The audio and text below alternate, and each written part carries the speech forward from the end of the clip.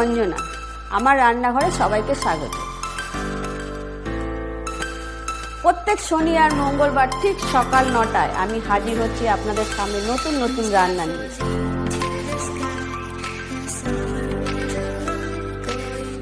ভালো লাগলে আমার চ্যানেলটাকে লাইক, কমেন্ট, শেয়ার করবেন। ওম গং গণপতই নমঃ।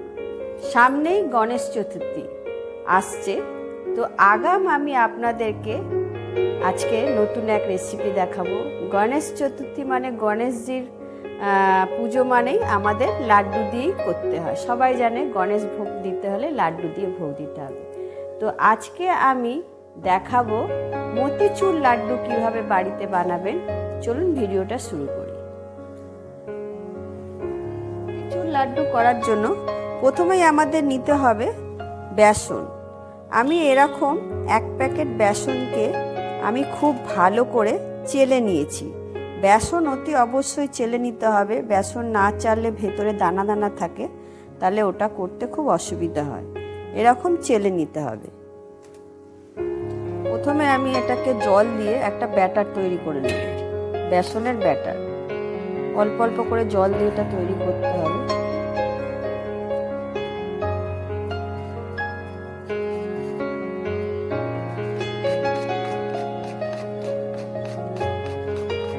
ব্যাটারটা কিন্তু একটু গাঢ় করেই গোলাতে হবে, বেশ গাঢ় হবে। দেখুন এটা এরকম গাঢ় হবে। ব্যাটার আমার একদম রেডি। এবার আমি রেখে দেব। এখানে আমি একটা প্যান বসিয়ে নিয়েছি। প্যানে আমি সামান্য ঘি দেব, অল্প পরিমাণ করে একটু ঘি দিলাম।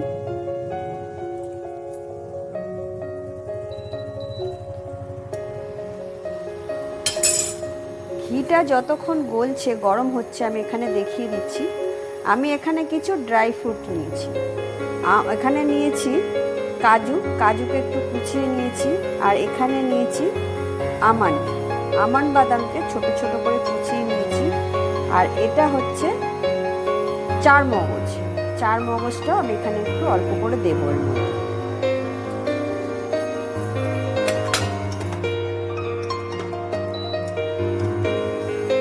ঘিটা গরম হয়ে গেছে, আমি এই ড্রাই ফ্রুটগুলো এর মধ্যে দিয়ে দেব। দিয়ে এটাকে আমি একটু হালকা করে ভেজে নিতে হবে, একটু লালচে করে ভেজে নেব।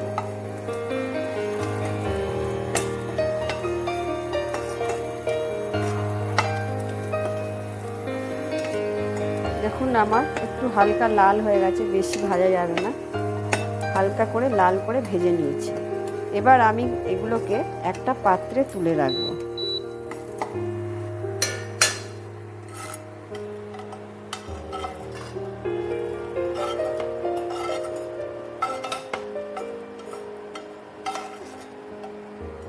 ওই প্যানটাতে কিছুটা তেল দিয়ে দেবো। আমি রিফাইন তেল দিলাম। রিফাইন তেল, আপনারা সানফ্লাওয়ার যে কোনো তেল দিতে পারেন। বেশি করে তেল দিতে হবে। তেলটা গরম হওয়ার অপেক্ষায় থাকবো। তেল ভালো গরম হয়ে গেছে। আর এই গরম তেলেই এই যে বেসনটা আমি খুব ভালো করে কিন্তু বেসনটা ফেটাতে হবে। আমি এরকম করে ফেটিয়ে নিলাম, নিয়ে এর মধ্যে আমি এরকম করে দিতে থাকবো।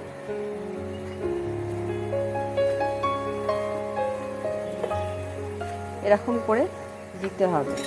আর ঠিক দেখুন, যেরকম খুশি পড়ুক অসুবিধা নেই। এগুলো আমি এরকম দেওয়ার সাথে সাথেই দেখুন তেলের মধ্যে ভেসে উঠলো, মানে তেলটা কিন্তু ভালো গরম হয়ে গেছে। আর এগুলোকে আমি ঠিক এরকম করে ভেজে নেব। একটু লাল করে ভেজে নিতে হবে, হালকা লাল, একদম যাতে কালো না হয়ে যায়। হালকা যেই লাল ভাব হবে, মুচমুচে করার দরকার নেই। আমি এগুলোকে হালকা লাল হলেই তুলে নেব। কিন্তু হয়ে গেছে, আমি একবার দেখিয়ে দিচ্ছি কিরকম আপনাদের দেখাতে হবে। এই যে পটপট করে ভেঙে যাচ্ছে, দেখুন এরকম অবস্থায় তুলে নিতে হবে। এরকম আমি একটা অন্য পাত্রে তুলে নেব।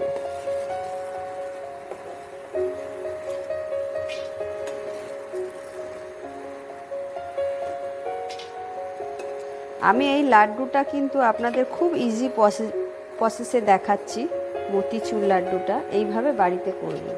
ঠিক দেখিয়ে দিচ্ছি, আবারও দেখিয়ে দিচ্ছি একবার যে আমার এটা কীরকম বেসনের এটা হলো। এই যে ভেঙে যাচ্ছে, এরকম করে তুলে নিতে হবে। এখানে আমি একটা থালার মধ্যে টিস্যু পেপার পেতে নিয়ে এগুলোকে একটু ছড়িয়ে দেব, যাতে এক্সট্রা তেলগুলো এর মধ্যে চলে যায়। আর এটাকে একটু ঠান্ডা করে নিতে হবে, ঠান্ডা করে নেব।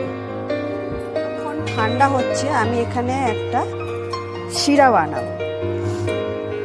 শিরাটা বানাতে গেলে প্রথমেই আমাকে একটু 250 মতো জল নিলাম, 250 জল নিয়ে নিয়েছি। আর এর মধ্যে আমি দেবো এরকম, এটা হচ্ছে 150, আরও 100 গ্রাম মতো আরও চিনি দিলাম। টোটাল আমি 250 চিনি দিলাম এখানে। চিনি দিয়ে এটাকে আমি একটা শিরা তৈরি করব।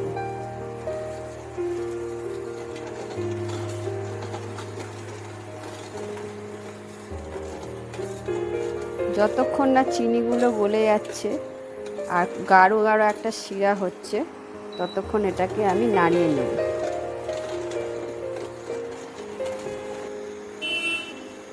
চিনির শিরাটা হতে থাক, চিনিগুলো গলে গেছে, এখন এটা অনেকক্ষণ হবে।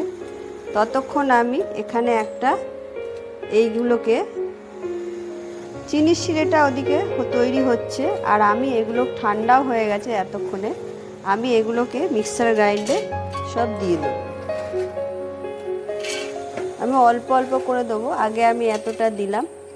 এগুলোকে মিক্সার গ্রাইন্ডে দিয়ে পেস্ট করব, কিন্তু এটা এমনই পেস্ট করতে হবে যাতে একদম মিহি না হয়ে যায়। একটু করে চালাবো, আবার বন্ধ করব, 2 থেকে 3 বার আমি এটাকে চালিয়ে নেব। এখানে আমি মিক্সার গ্রাইন্ডার দেখুন পেস্ট করে নিয়েছি। আর এটা কিন্তু একদম মিহি হবে না, এটা দেখছেন ছোট ছোট দানা দানা। যেহেতু এটা হচ্ছে লাড্ডু হবে, তো মতিচুরকার লাড্ডু একটু দানা থাকবে, এরকম দানা টাইপের পেস্ট করতে হবে। আপনারা কিন্তু কখনোই একভাবে মিক্সার গ্রাইন্ডার ঘোরালে হবে না, 2 থেকে 3 বার আস্তে আস্তে করে চালিয়ে নিলে এরকম হয়ে যাবে। আমি এগুলোকে এখানে ঢেলে নিলাম, পুরোটা ঢেলে দিলাম।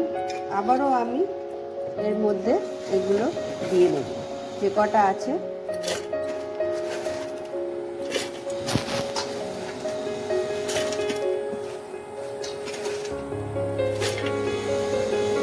দেখুন পুরোটা হয়ে গেছে, কি সুন্দর দানাদার লাড্ডু হবে, দানা দানা হয়েছে। এইভাবে পুরোটা পেস্ট করে নিতে হবে। এখানে আমি শিরাটাকে আবার ভালো করে জাল দিচ্ছি, এখনো হয়নি। এটা যতক্ষণ না একদম চটচটে ভাব না হচ্ছে ততক্ষণ কিন্তু শিরাটা তৈরি করে নিতে হবে। আর এখানে আমি দিয়ে দিচ্ছি কিছুটা কেশর, কেশর দিয়ে দিলাম।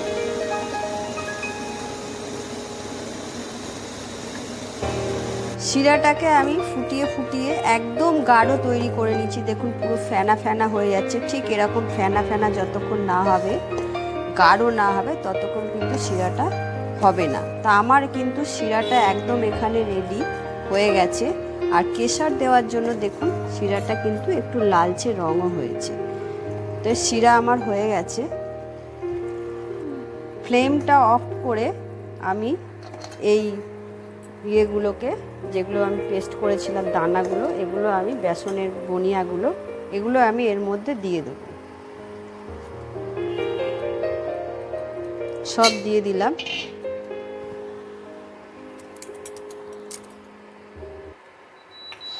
আর এখানে যে এই ড্রাই ফ্রুটগুলো ভেজে রেখেছিলাম, এগুলো এখন আমি এর মধ্যে দিয়ে দেবো। সব দিয়ে দিলাম।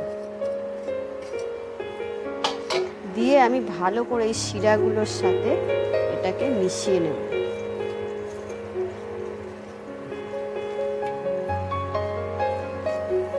আর এই অবস্থায় আমি এখানে একটু সামান্য ঘি দেব, অল্প এরকম একটু ঘি দিয়ে দেবো। ঘি দিয়ে দিলাম। দিয়ে দিয়ে এবার আমি কিন্তু এটাকে ভালো করে নাড়িয়ে নিতে হবে।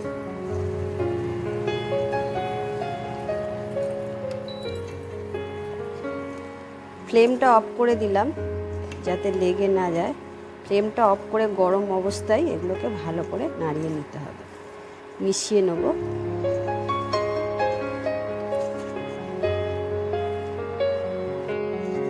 ভালো করে মিশিয়ে নিলাম আর এটাকে আমি একটু ঠান্ডা হতে দেব। একটু ঠান্ডা হয়ে গেছে, মানে হাতে ধরতে পারছি। আর দেখুন এরকম আমি লাড্ডুর মতো করে এরকম আমি একটা একটা করে সাজিয়ে দেব। আবারও আমি এরকম নেব, হাতে চাপলেই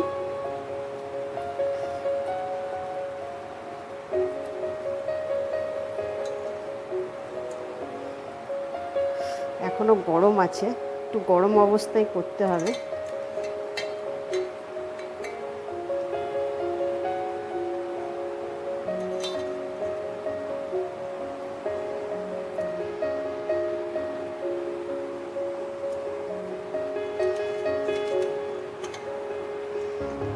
এরকম করে আমি সব কটা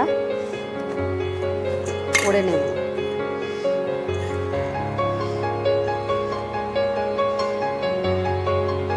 এরকম করে দেখুন আমি সুন্দর করে যে লাড্ডুগুলো একটু ঠান্ডা হলেই আপনারা এরকম করে মুঠ মুঠ করে নিতে হবে। এই যে দেখুন এরকম মুঠ করলেই কিন্তু একদম লাড্ডুর আকারে হয়ে যাবে আর খুব সুন্দর ভেতরে দানাদারও হবে। দেখুন এরকম করে আমি চেপে চেপে এই যে লাড্ডু এরকম করে নিতে হবে। সব কটা আমি এরকম করে নেব। এগুলো দেখুন লাড্ডু বানানো হয়ে গেছে। আমি এখানে লাড্ডু সব কটা তৈরি করে নিলাম। আজকে আমি তাহলে দেখিয়ে দিলাম মতিচুরকার লাড্ডু। মতিচুর লাড্ডু বানাতে আপনারা বাড়িতে অতি অবশ্যই বানাবেন। সামনে গণেশ চতুর্থী, বানিয়ে গণেশজিকে দেবেন, ভোগ দেবেন আর আপনারাও বাড়িতে তৈরি করে খাবেন। আমার ভিডিওটা যদি ভালো লেগে থাকে লাইক কমেন্ট শেয়ার করে দেবেন। টাটা।